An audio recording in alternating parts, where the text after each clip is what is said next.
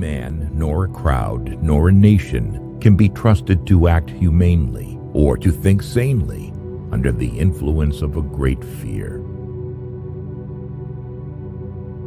The whole problem with the world is that fools and fanatics are always so certain of themselves, and wiser people so full of doubts. Everything is vague to a degree. You do not realize till you have tried to make it precise. The greatest challenge to any thinker is stating the problem in a way that will allow a solution. Anything you're good at contributes to happiness.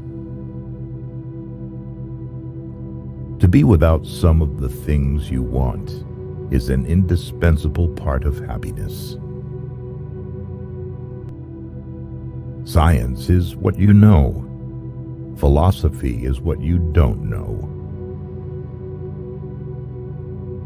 Sin is geographical.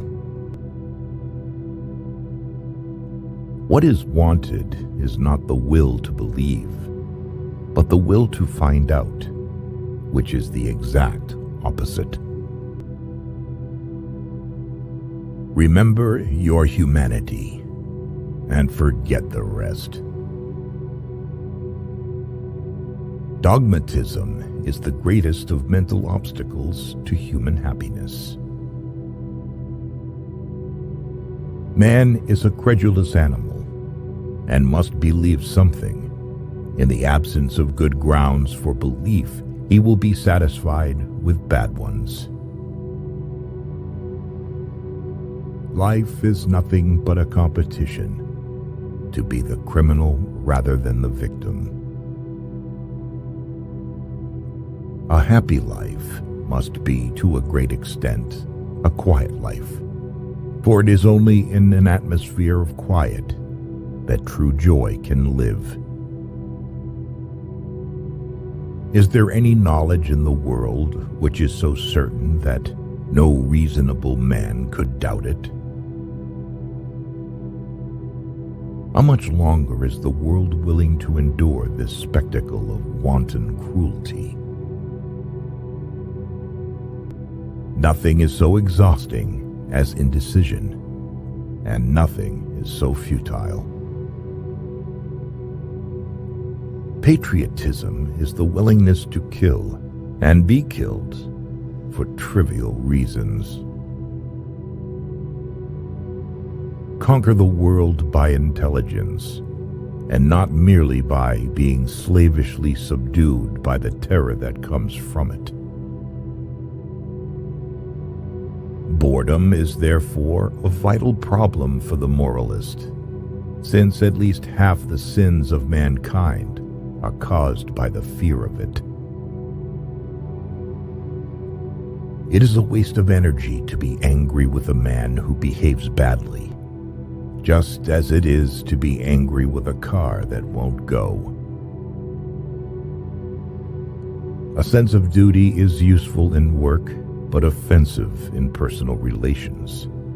People wish to be liked, not to be endured with patient resignation. Mathematics, rightly viewed, possesses not only truth, but supreme beauty. One of the most powerful of all our passions is the desire to be admired and respected. Whoever wishes to become a philosopher must learn not to be frightened by absurdities. To be able to fill leisure intelligently is the last product of civilization, and at present, very few people have reached this level. Science may set limits to knowledge, but should not set limits to imagination. Few people can be happy unless they hate some other person, nation, or creed. Even if all the experts agree, they may well be mistaken. No nation was ever so virtuous as each believes itself, and none was ever so wicked as each believes the other. The most savage controversies are those about matters to which there is no good evidence either way. Love is wise, hatred is foolish. Men are born ignorant, not stupid. They are made stupid by education. Most people would rather die than think, and many of them do. One must care about a world one will not see. The only thing that will help mankind is cooperation. Freedom of opinion can only exist when the government thinks itself secure. Philosophy from the earliest times has made greater claims and achieved fewer results than any other branch of learning.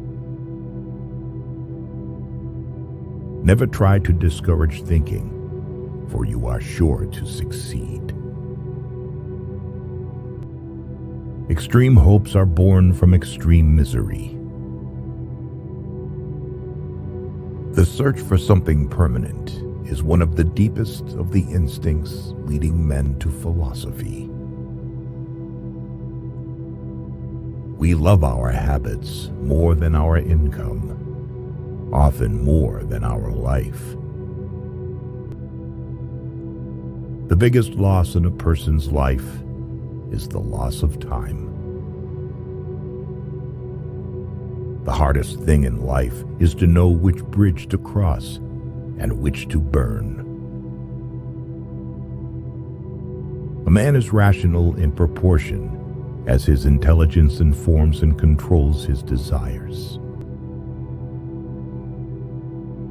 He who does not like loneliness will never get freedom. A person can be called a fool if he does not change his mind.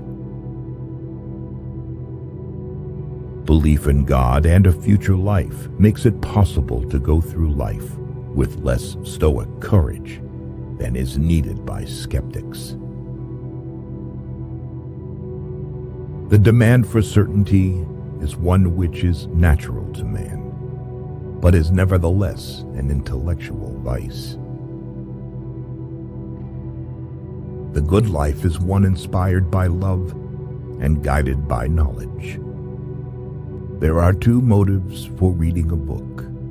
One, that you enjoy it. The other, that you can boast about it. Stupidity and unconscious bias often do more damage than venality. Language serves not only to express thought, but to make possible thoughts which could not exist without it. Do not fear to be eccentric in opinion, for every opinion now accepted was once eccentric. Of all forms of caution, caution in love is perhaps the most fatal to true happiness. The fundamental cause of the trouble is that in the modern world, the stupid are cocksure, while the intelligent are full of doubt. To fear love is to fear life, and those who fear life are already 3 parts dead. I would never die for my beliefs because I might be wrong.